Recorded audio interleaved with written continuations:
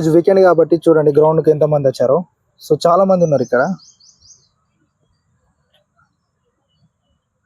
వాళ్ళు కూడా అక్కడ వార్మప్ చేస్తూ అండ్ ఇక్కడ చూడండి యోగా లాంటిది, తర్వాత కర్రసాము.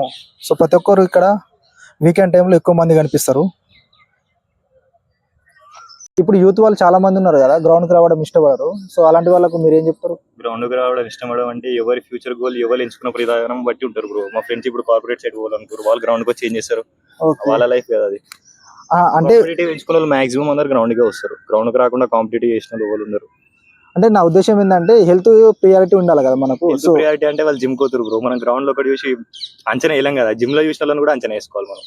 సో జిమ్ బెటరా గ్రౌండ్ బెటరా మీ ఒపీనియన్? బ్రో రెండు బెటర్, కానీ ఏసీ లేని జిమ్ ప్రిఫర్ చేసుకుంటే ఇంకా బాగుంటుంది. మార్నింగ్ ఏ టైంకి వచ్చారు మీరు? మార్నింగ్ మేము 6కి వచ్చాం. 6కా? మళ్ళీ ఎప్పుడు వెళ్తారు? మళ్ళీ 8కి వెళ్తాం. ఓకే. సో ఏమైనా ప్లానింగ్స్ ఉన్నాయా? ఈ గ్రౌండ్ యాక్టివిటీ చేస్తున్నారు కదా, ఏమైనా ఈవెంట్స్ లాంటివి? లాస్ట్ ఇయర్ అగ్నివీరా ఫిజికల్ కాల్ పైన హైట్ రాలేదా?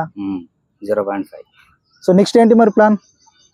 నెక్స్ట్ ఏం లేదు, బిజినెస్ పెట్టాలి కదా. మీరు ఎన్ని రోజుల నుంచి వస్తారు గ్రౌండ్కి?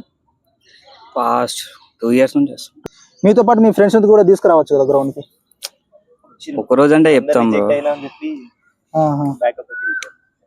ఒక రోజు అంటే లేపుతాం. డైలీ లేవాలంటే వాళ్ళ కన్సిస్టెన్సీ ఉండాలి. అవునవును. వాళ్ళ మైండ్ సెట్ వాళ్ళకి రావాలనుకున్న వాళ్ళు సార్ పడుకుంటే. Hi bro. హాయ్. ఏం పేరు? శివ. రోజు వస్తారు ఇక గ్రౌండ్కి? రోజు. ఏం చేస్తారు మీరు? రన్నింగ్, నార్మల్ ఎక్సర్సైజ్, వార్మప్ అట్లా. వార్మప్ అయినా ఎన్ని రోజుల నుంచి వస్తాను గ్రౌండ్కి? 1 month అవుతుంది. సో ఎలా ఉంది గ్రౌండ్కి రావడం వల్ల? బాగుంది, మంచిగా పొద్దున్న మార్నింగ్ లేవగానే గ్రౌండ్కి వస్తే ఫ్రెష్ గా డే స్టార్ట్ అవుతుంది. ఓకే. మంచిగా ఫిట్నెస్ కూడా బాగుంటది. ఓకే. నార్మల్ బాగుంటది. ఇట్లా జిమ్ తో పోలిస్తే గ్రౌండ్ బెస్ట్, న్యాచురల్ గా బాగుంటది. ఇప్పుడు జిమ్ అంటే జిమ్ చేసినంత రోజులే బాగుంటది, ఫిట్నెస్ ఉంటది. ఇప్పుడు మనం బంద్ చేసి ఆ డైట్ మెయింటైన్ చేసుడు స్టాప్ చేసిన, బంద్ చేసినాక ఎంబడే ఆ ఫిట్నెస్ అనేది పోతుంది. న్యాచురల్ గా ఇట్లా రన్నింగ్ ద్వారా బెటర్ ఉంటది ఇంకా జిమ్ కంటే గ్రౌండ్ బెటర్ అంటుంది. ఫిట్నెస్ ఇంపార్టెంట్ అనిపిస్తుందా? అవునవును, ఫిట్నెస్ ఇంపార్టెంట్. ఇక ఇప్పుడు మనం రోజు పొద్దున 1 గంట 2 గంటలు కేటాయించినాం అనుకో, మనకు డే అంతా యాక్టివ్ ఉంటాం. లేకపోతే అంతా లేజీగా మబ్బు ఉంటది అంతా. జాబ్స్ బిజినెస్ ఏమైనా ట్రై చేస్తున్నా? నేను ఆల్రెడీ ఫార్మా కంపెనీలో చేస్తున్నా.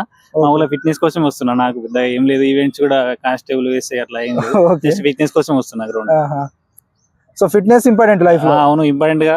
మన బాడీ స్ట్రక్చర్ అయినా, మనం పవర్ఫుల్ గా కనబడాలన్నా కూడా ఫిట్నెస్ అవసరమే. లేకుంటే ఫిట్నెస్ ఉంటేనే కాన్ఫిడెంట్ గా మంచిగా కనబడతాం.